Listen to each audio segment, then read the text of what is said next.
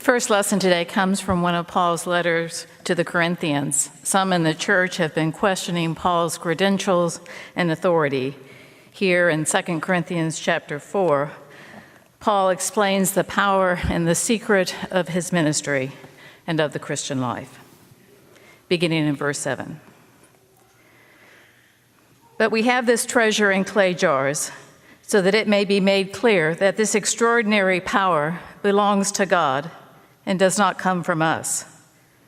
We are afflicted in every way, but not crushed, perplexed, but not driven to despair, persecuted, but not forsaken, struck down, but not destroyed, always carrying in the body the death of Jesus, so that the life of Jesus may also be made visible in our bodies. For while we live, we are always being given up to death for Jesus' sake, so that the life of Jesus may be made visible in our mortal flesh. So death is at work in us, but life in you. May God add God's blessing to the hearing and the reading and the understanding of these words. If you would stand, if you are able, for the gospel reading. Reading from the Gospel of Luke chapter 24. This is that familiar post-resurrection story of the walk to Emmaus. As they came near the village to which they were going, he walked ahead as if he were going on. But they urged him strongly, saying, "Stay with us, because it is almost evening, and the day is now nearly over." So he went in to stay with them. When he was at the table with them, he took bread, blessed and broke it, and gave it to them. Then their eyes were opened, and they recognized him, and he vanished from their sight. They said to each other, "Were not our hearts burning within us while he was talking to us on the road, while he was opening the scriptures to us?" That same hour they got up and returned to Jerusalem, and they found the 11 and their companions gathered together. They were saying, "The Lord has risen indeed, and he has appeared to Simon." Then they told what had happened on the road and how he had been made known to them in the breaking of the bread. These are the words of God for the people of God. Thanks be to God. That indeed is the message for today. As we again look at a post-resurrection appearance that comes to us out of the 24th chapter of Luke, it is perhaps one of the most unique. And it sort of turns on this statement, "But we had hoped." So the disciples are walking along, these two, as I've said before, these two random disciples, not two of the big 12, or at this point the big 11. Just disciples maybe more average, like you and me. And they leave Jerusalem after the death of Christ. They don't yet believe the resurrection. They leave to walk to a far-off place, and as the stranger comes up and walks along beside them and says, "What are you talking about?" And they begin to talk about Jesus' ministry and word and deed, and they say, "But we had hoped." How do you finish that statement? But we had hoped that the pandemic would be over in 2 weeks, but we had hoped that the Chiefs would win the Super Bowl 2 years in a row. But we had hoped that one day we would be forgiven for that thing we did. But we had hoped that one day we would have the courage to forgive someone who hurt us badly. How do you finish that story? Have I hit your ending yet? But we had hoped that recovery was possible. But we had hoped that they would live longer. But we had hoped that our marriage would last. Have I hit yours yet? How do you end that statement? But we had hoped. We had hoped that the world would be at peace. But we had hoped that racial tensions would be solved. But we had hoped that the gun violence would stop. But we had hoped that we would face into our privileges, white Americans, and make life different for people of color. But we had hoped that we would be a denomination who would open our arms and receive our LGBTQIA community with equality and justice and love. But we had hoped that the church would not be in decline. But we had hoped. How do you finish that statement? These two disciples on the road to Emmaus talking with this stranger say, we had hoped that he was the one to redeem Israel. Maybe read into that, we had hoped he was the one who would overthrow the Roman government who persecutes us and oppresses us so deeply. But we had hoped that he would take away all our problems. But we had hoped that he would make sure bad things don't happen to good people. But we had hoped that he would assuage our fears and ease our doubts. But we had hoped that God would be faithful. We had hoped. We had hoped. That's what they say, we had hoped. To hear the beginning of the reading from Paul this morning that Pastor Cheryl so clearly gave us. But God has given us this treasure in clay jars so that it may be clear that the extraordinary power belongs to God and does not come from us. We are earthen jars. We are those who don't see clearly. We are those who sometimes find it difficult to allow light to come in to these earthen jars. You know what struck me this year with this scripture, because I've preached on it so many times? I wonder if God would say the same thing, but I had hoped. I wonder if when God decided to come to earth in human form, in the one we know as Jesus, if God said, I had hoped that with Jesus here, my human beings created in my image would learn how to love their neighbor as themselves. I had hoped when I sent Jesus into the world in human form that my human beings would see what it is that I want for the world, for all to be invited, whether they are hemorrhaging women or men filled with leprosy, or people with disabilities, or any who have been left out. I had hoped that when they saw me as Jesus inviting all these people in, I had hoped that my vision would come to reality. I had hoped, perhaps God says that. We are so busy worrying about what we had hoped and how we were disappointed. Do we ever wonder how God hopes and what has disappointed God? I had hoped that they would choose to allow the definition of love to live even as they approached the crucifixion. I had hoped in the Palm Sunday parade when they were shouting Hosanna that maybe their hearts were being turned. I had hoped that when Pontius Pilate allowed them to make a choice of who they wanted to release, that they would say Jesus, the Messiah, the Son of God. I had hoped that he wouldn't have to go all the way to the cross. We ever wonder what God has hoped? I had hoped that after they saw the crucifixion, that they would remember Jesus' words, that he said this would happen and that he would be resurrected. I had hoped that when the women came to the empty tomb and ran back to tell everyone that they would believe it.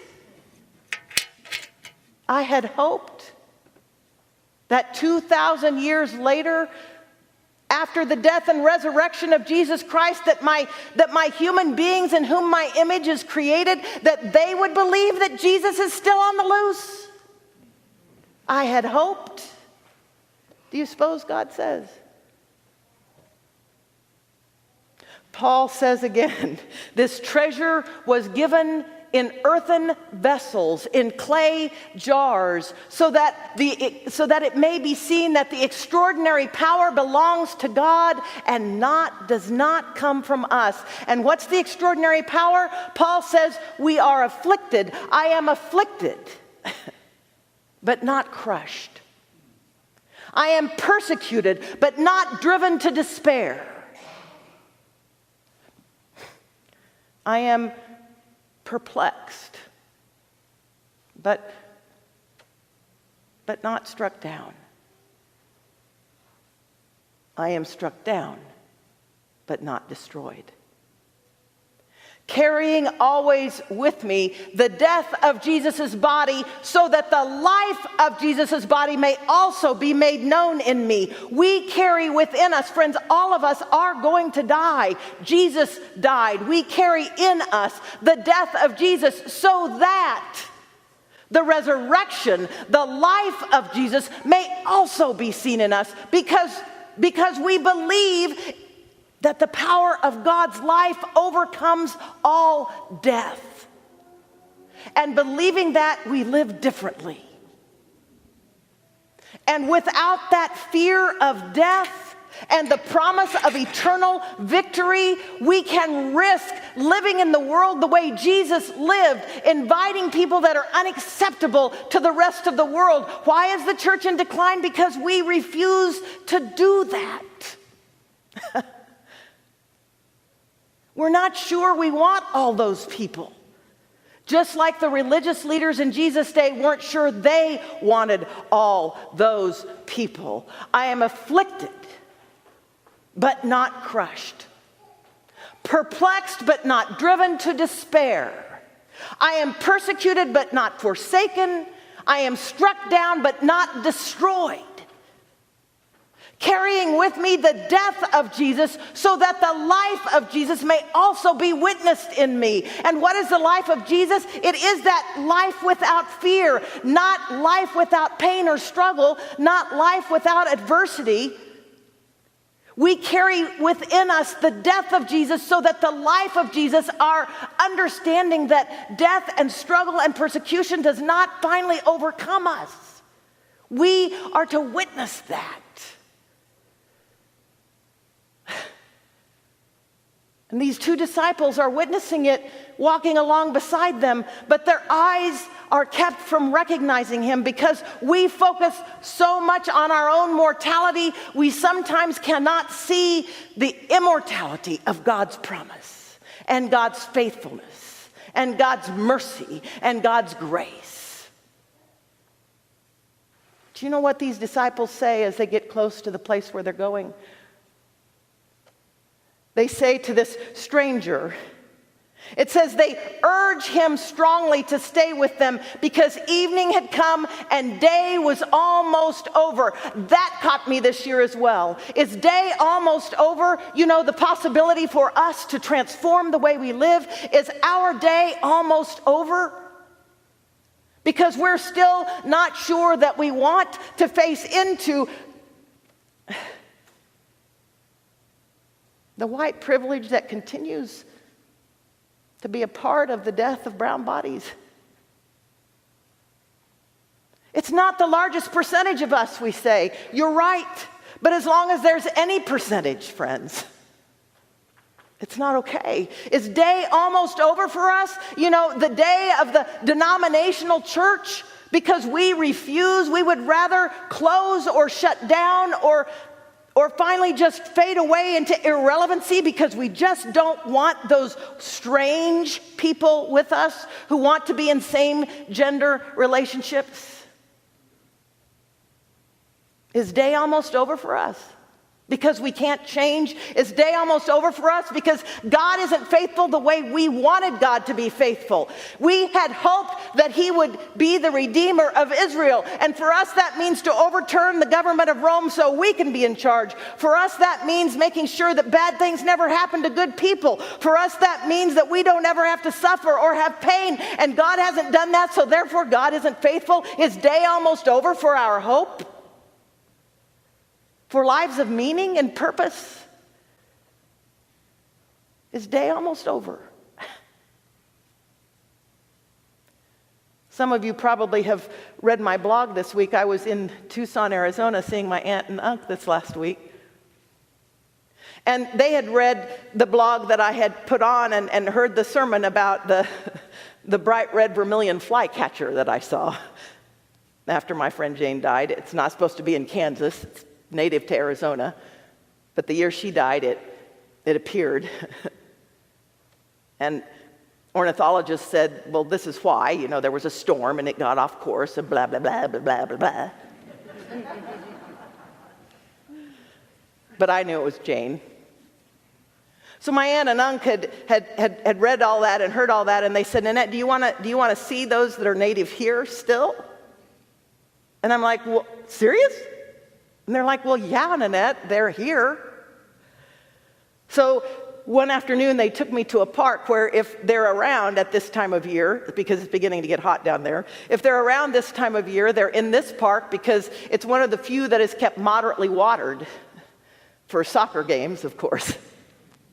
And so the insects that the red vermilion flycatchers like to eat are there where the green grass is. And so we went to that park, and it was a very windy day, and my uncle said, Nanette, I don't want you to be disappointed. When it's windy like this, there usually aren't as many insects, and so they may not be hanging around. And so we're walking through the mesquite trees out away from the soccer fields, and a bird flits by, and I said, oh, Uncle, there's a bird. And he's like, my aunt and uncle are birders anyway. And he said, Nanette, that's the female. It was yellow with a gray back. And all of a sudden another one, and it was red. And another one, and it was red. And another one, and it was red. And uncle said, Nanette, there they are. And I was overwhelmed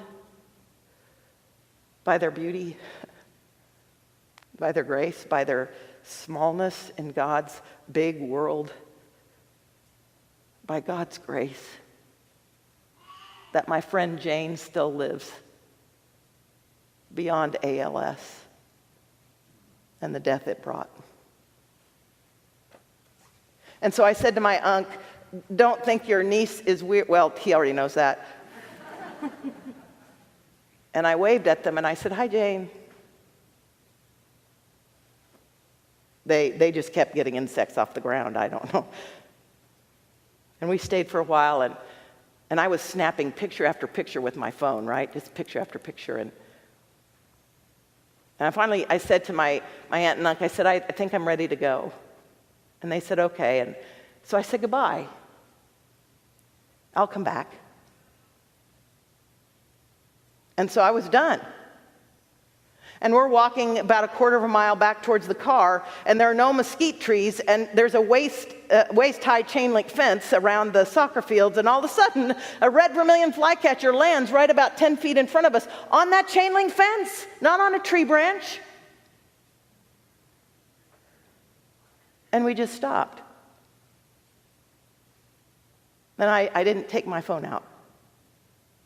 Because sometimes, friends, I think we need to live the moment.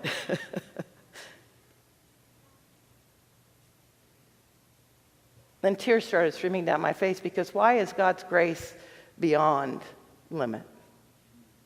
I was done. I'd said goodbye. I felt overwhelmed by what I'd already gotten to experience. And it seemed like God wanted me to know, no, Nanette, my grace is never done. My mercy has no limits. It doesn't stay contained in a boundary of mesquite trees. Sometimes it flies over to a chain link fence. No, they urged him strongly, stay with us. Evening has come and the day is almost gone. And he does, you know. Jesus stays. No matter what we've said, no matter how we've disappointed, no matter how disbelieving we are, no matter how filled with doubt, no matter our refusal to see the resurrected Christ in our midst, he stays. You see, that's how we keep day from being completely over. We invite the presence of Christ, who's already there, in to stay with us. It's our recognition that he's already there. And as he goes in to stay with them, he breaks bread. And in the breaking of the bread, immediately they see him. And then he vanishes from their sight. And they said, were not our hearts burning within us while he was on the road, while he was opening the scriptures to us? Maybe they were thinking the same thing. We got to see him and that's enough. We're done. I'm overwhelmed. I'm humbled. All I can do now is run back and tell everybody what I've seen. And then guess what it says in Luke's gospel? Then Jesus appears to them again. There's more grace. There's more mercy. There's more presence. There's more resurrection. Are we willing to receive it, to acknowledge it, to invite it? Even when it causes us to go through affliction, knowing we won't be crushed, being perplexed, but knowing we won't be driven to despair, being persecuted, but knowing we won't be forsaken, being struck down, but not being destroyed. Carrying within us the death of Jesus' body, so that the life of Jesus' body will be seen in us as well. So may it be. Amen.